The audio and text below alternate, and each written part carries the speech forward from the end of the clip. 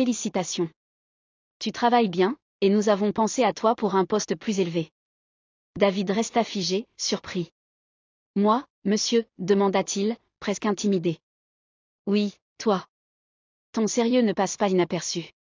Nous voulons te donner un poste plus important, avec un grand salaire, une maison moderne déjà prête pour toi et même une voiture de fonction.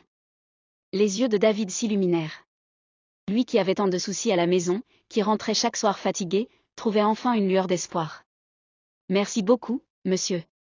C'est un honneur.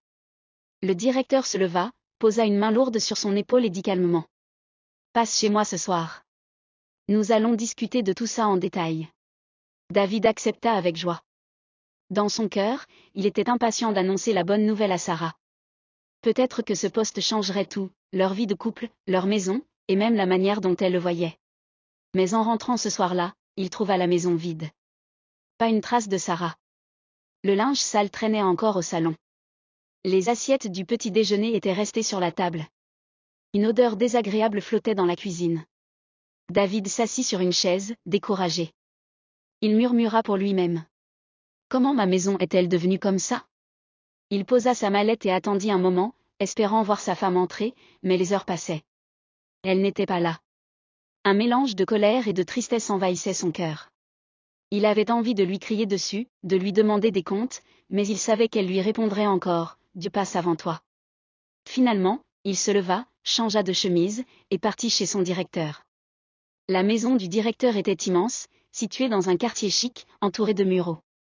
David se sentit minuscule en franchissant le portail. À l'intérieur, le directeur l'accueillit avec ce même sourire mystérieux. « Assieds-toi, David, dit-il en servant 2 verres de vin. Nous allons parler sérieusement. » David s'assit, un peu mal à l'aise. « Alors, ce poste, monsieur ?» Le directeur le fixa dans les yeux. « Ici, pour évoluer, il ne suffit pas d'être sérieux au travail.